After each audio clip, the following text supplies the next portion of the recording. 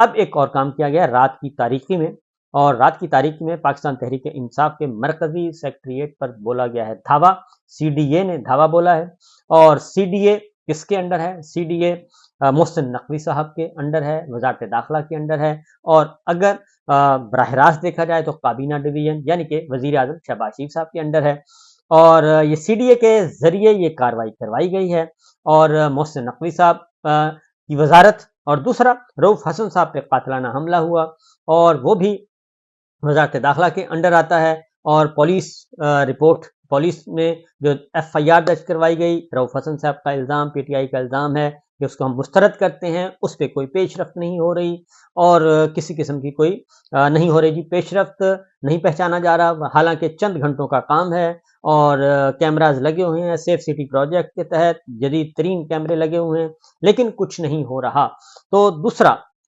آج party secretariat پر ایک operation کیا گیا، خبر آئی کہ جناب بھاری بھرکم مشینری کے ساتھ پاکستان تحریک انصاف کے مرکزی سیکریٹریٹ سی ڈی اے کا عملہ پہنچ چکا ہے، بھاری بھرکم مشینری پہنچ چکی ہے۔ اس کے بعد پھر وفاقی پولیس آ گئی اور انہوں نے آؤ دیکھا نہ تاؤ اور دفتر گرانا شروع کر دیا، دفتر کے کچھ حصے گرا دیے گئے، اور اس کے بعد اس کو کر دیا گیا سیل، اور کچھ عقبی سائڈ سے بیک سائڈ پہ بھی آپریشن کیا گیا، وہاں پہ پھر بیرسٹر گوہر بھی آ گئے، اور عامر مغل صاحب بھی آ گئے، اور عمر ایوب خان اور دیگر رہنما بھی پہنچ گئے۔ عامر مغل کو گرفتار کر لیا گیا۔ کیوں گرفتار کیا گیا؟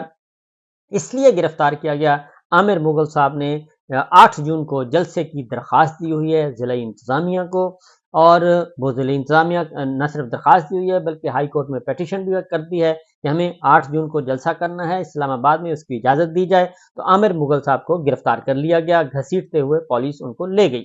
اور اس کے بعد Umar Ayub Khan leader of opposition وہ بھی کہتے رہے، اور پارٹی چیئرمین بیرسٹر گوہر جو کہ رکن قومی اسمبلی ہیں وہ بھی کہتے رہے، لیکن ان کی بھی کسی نے نہیں سنی۔ وہاں پہ یہ سارا آپریشن آدھے گھنٹے پونے گھنٹے کے اندر اندر یہ سارے کا سارا آپریشن کیا گیا۔ یہ وہی دفتر ہے، اصل جو معاملہ ہے یہ وہی دفتر ہے جہاں پہ ایک دن پہلے پولیس نے ریڈ کیا تھا، وفاق اسلام آباد کی پولیس نے، اور اس وقت ریڈ کیا تھا جب اقوام متحدہ کا جائزہ مشن بنیادی انسانی حقوق کی پامالی کا جائزہ لے رہا ہے، پاکستان میں جو شہری آزادیاں سلب کی ہوئی ہیں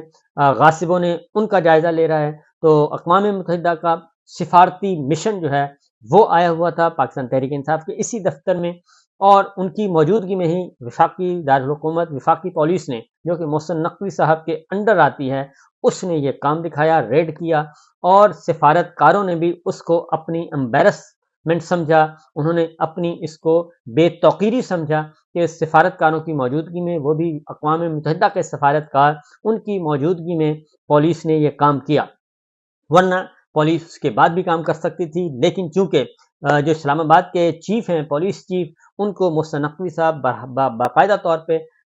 باقاعدہ ضد کر کے، زور آزمائی کر کے ان کو اسلام آباد میں لے کے آئے ہیں، اور وہ آتے ہی یہ 2-3 واقعات ہو چکے ہیں۔ رؤوف حسن صاحب پہ قاتلانہ حملہ ہو چکا، گلا کٹتے کٹتے بچ گیا، اللہ تعالیٰ نے ان کو محفوظ کیا، اور اب بجائے اس کے کہ ان کے مجرم تلاش کیے جاتے اور ان خسروں کو تلاش کیا جاتا، خواجہ سراؤں کو، جو خواجہ سراؤں کے روپ میں تھے، خسرے نہیں تھے، خواجہ سراؤں کی کمیونٹی نے بالکل صریحاً انکار کر دیا ہے، تردید کر دیا ہے کہ ہمارا یہ کام نہیں ہے، نہ ہی ہم یہ کام کرتے ہیں، اس میں کوئی اور انوالو ہے، لہٰذا وہ ابھی تک اس پہ نہیں کیا گیا۔ تو یہ ایک آنن فانن آپریشن کیا گیا ہے۔ اب میں آپ کو بتا دوں کہ صورتحال کیوں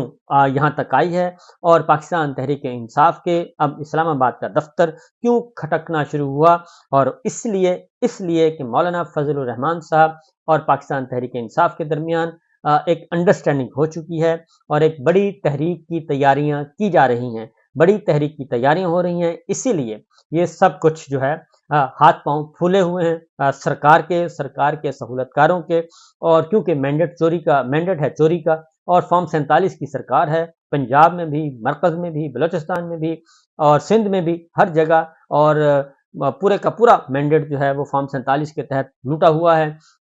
تو یہ سب کچھ ہو رہا ہے، عدلیہ ایکٹ کر رہی ہے، عدلیہ نے اپنی کھوئی ہوئی ساکھ بحال کرنی ہے، وہ واپس آ رہی ہے، میڈیا بھی اب آہستہ آہستہ اتنا نہیں لیکن بہت کم کہیں کہیں سے آوازیں آ رہی ہیں، وہ بھی عدلیہ سے رجوع کر رہا ہے، اور وہ بھی عدلیہ سے طاقت حاصل کرنے کی کوشش کر رہا ہے، حالانکہ اس کو خود اپنی آزادیوں کے خلاف جو قدغنیں ہیں ان کو خود آواز اٹھانی چاہیے، اور اپنے میڈیا فورمز کو استعمال کرنا چاہیے، اپنے پروگرامز کے فورم کو استعمال کرنا چاہیے، تمام اینکرز کو وہاں بیٹھ کے یہ آواز بلند کرنی چاہیے کہ جناب ہم بولیں گے، ہمیں بولنے سے کوئی نہیں روک سکتا، آرٹیکل 19A ہمیں اجازت دیتا ہے، اس پہ انہیں اپنے پروگرامز میں آواز بلند کرنا پڑے گی، اپنے بازوؤں پر سیاہ پٹیاں باندھنی پڑیں گی تاکہ دنیا بھر کو میسج جائے کہ پاکستان میں اس وقت جوڈیشری انڈر سیج ہے، میڈیا انڈر سیج ہے، پولیٹیکل ورکرز انڈر سیج ہیں، جمہوری آزادیاں انڈر سیج ہیں، جمہوریت انڈر سیج ہے، آئین انڈر سیج ہے، اور ہمارا قانون جو ہے وہ بھی انڈر سیج ہے۔ تو یہ سارے کے سارا ایک میسج دینا چاہیے، اور پاکستان کا جو میڈیا ہے وہ بہت بڑا میڈیا ہے، بڑا تگڑا میڈیا ہے، لیکن چند جو ہیں میڈیا اونرز، میڈیا مالکان، ان کے مالی وابستگیاں ہیں، مالی مفادات ہیں، جس کی وجہ سے انہوں نے ان اینکرز کو بھی اپنے دبوچ لیا ہے، اور اینکرز کو چاہیے کہ وہ بھی ذرا آواز بلند کریں، کیونکہ یہ آہستہ آہستہ جو چیزیں ہیں یہ جا رہی ہیں تباہی کی طرف، اور تباہی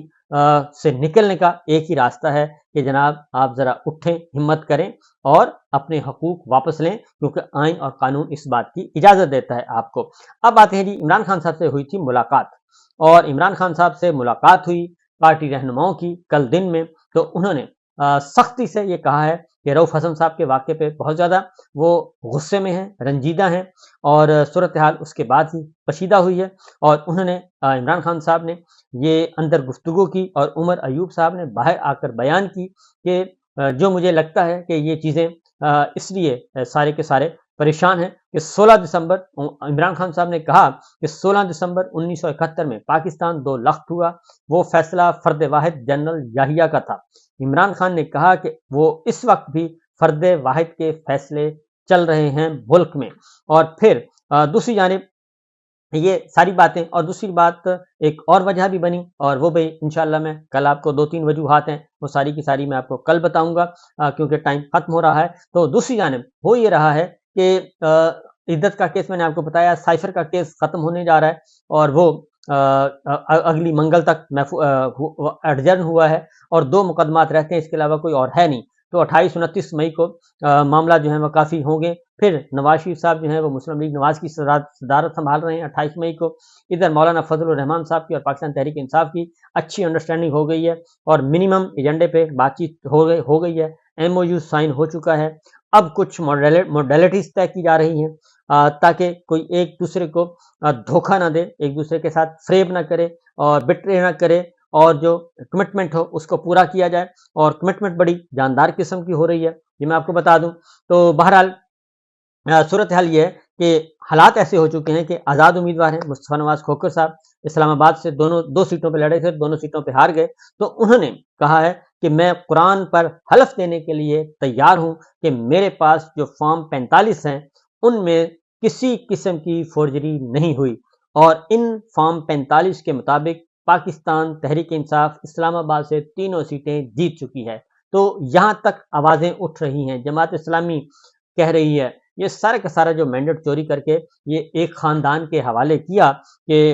جناب فارم 47 تقسیم کیے، تو معاملات وہیں سے خراب ہو چکے ہیں اور مزید خراب ہونے ہیں۔ تو بہرحال اس وقت صورتحال یہ ہے کہ بہت ہی صورتحال خراب، اور فرد واحد شدید غصے میں، اور آرمی چیف عاصم منیر صاحب جو ہیں ان کو براہ راست عمران خان صاحب للکار رہے ہیں، اور عمران خان صاحب کہہ رہے ہیں کہ اب یہ جو کچھ چل رہا ہے یہ اسی طرح ہی ہے۔ ایک اور بات میں آپ کو بتا دوں کہ جو امپورٹنٹ ہے، اس وقت اسلام آباد میں محسن نقوی صاحب وزیر داخلہ ہیں، یہ محسن نقوی صاحب ہی تھے وزیر اعلیٰ، نگراں وزیر اعلیٰ، اور یہی پولیس کی ٹیم جو ہے یہی اس وقت وہاں پہ موجود تھی اسلام آباد میں، اور انہی کو وہ یہاں کے لے کے آئے ہیں۔ اور جب نگراں وزیر داخلہ تھے محسن نقوی صاحب، تو انہی کے ہوتے ہوئے آپریشن زمان پارک ہوا، 1 دفعہ نہیں 2 دفعہ ہوا، پھر جوڈیشل کمپلیکس والا واقعہ بھی ہوا، اور یہ چیزیں ہوئیں۔ تو یہ پھر چودھری پرویز الہی صاحب رہا ہوئے، انہوں نے بھی محسن نقوی صاحب کا نام لیا، انہوں نے کہا کہ سارے حالات جو خراب ہوئے ہیں وہ محسن نقوی صاحب کی وجہ سے ہوئے ہیں، اور محسن نقوی صاحب کے بارے میں آصف بشیر چودھری صاحب ہیں، انہوں نے بھی ایک خبر دی ہے، انہوں نے کہا جی کہ ان کو تبدیل کیا جانا مقصود ہے، کیونکہ کچھ دوست ممالک جو ہیں وہ ناراض ہیں۔ تو میرا خیال ہے کہ یہ چیزیں خراب سے خراب تر ہوتی جا رہی ہیں